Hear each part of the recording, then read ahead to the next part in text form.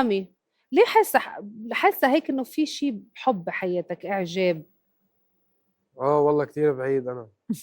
جدا بعيد؟ بعيد عن الحب والمشاعر والعلاقات. بعيد تماما. أنت بقرار منك، ولا لا، بعد ما اجت البنت بكون اللي عم هيك بكذب عليكي إذا بقول لك بقرار ايه مني. يعني ما اجت البنت اللي بحس بتسحب قلبك بظلمها وبظلم بإيدها؟ حالي بهيك مرحلة إذا بفوت بعلاقة يا ساتر. عاطفية. إيه بس أكيد. ليه؟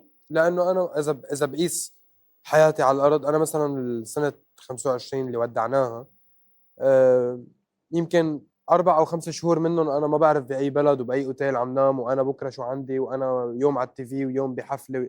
فأنا هلا بمرحلة عم بزرع وابني بحياتي، في مجد معين حاب أوصل له، في فن عبالي أعمله، يعني في نجاحات، وحرام حدا يلتها يكون، فهمت شو قصدي؟ إنه أظلمه أنا ولأنه أنا عبالي شيء بدي أوصل له وهو قاعد بالبيت أو هو بعيد عنه. أنا مش صحية العلاقة رح تكون. لما نشوف بعد كم سنة شو بس هو معاه حيصير حق. يعني. لا مش معاه حق، لا سوري، معه في حق. كتير فنانين وعندهم طموحات وعندهم كتير نجاح وعندهم عائلة. اختلف المنظور هيدا كتير، بالعكس فيك لأنه هيدي تعمل. النجومية منا مرحلة مؤقتة، هيدي حياتك رح تصير ان شاء الله. انا بالمستقبل. بتمنى، يمكن انا هلا عم بحكي قلت له انا لو كنت شفتك يعني لو كنت انا تزوجت من 10 سنين كان ابني قدك.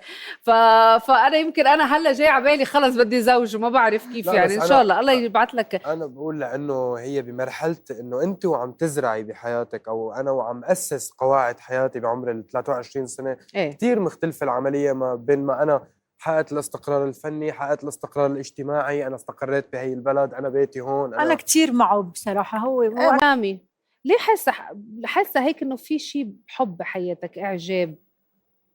والله كثير بعيد انا.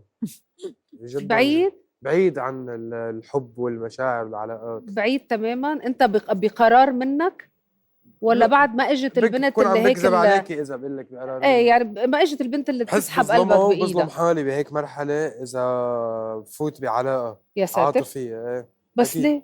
لأنه أنا إذا بقيس حياتي على الأرض، أنا مثلا سنة 25 اللي ودعناها، آه، يمكن 4 أو 5 شهور منهم أنا ما بعرف بأي بلد وبأي أوتيل عم نام، وأنا بكرة شو عندي، وأنا يوم على التي في ويوم بحفلة.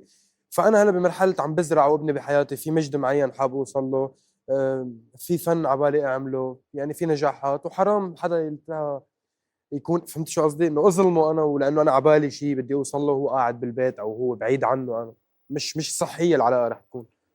لما نشوف بعد كم سنة شو بس هو معاه حيصير حق. يعني. لا مش معاه حق، لا سوري، معه في حق. كتير فنانين وعندهم طموحات وعندهم كتير نجاح وعندهم عائلة. اختلف المنظور هيدا كتير، بالعكس فيك لأنه هيدي تعمل. النجومية منا مرحلة مؤقتة، هيدي حياتك رح تصير ان شاء الله. انا بالمستقبل. بتمنى، يمكن انا هلا عم بحكي قلت له انا لو كنت